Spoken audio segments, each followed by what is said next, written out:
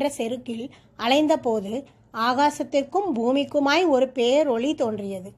தேவர்கள் அனைவரும் அது என்ன என்று பார்க்க போனார்கள்.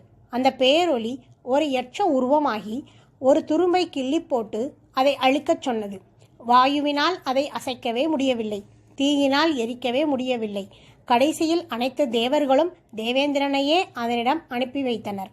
தேவேந்திரன் தன் அகம்பாவத்தை தொலைத்து மிக பணிவுடன் தாங்கள் யார் என்று கேட்டபோது ஒரு அழகிய பெண் உருவம் அங்கே தோன்றியது.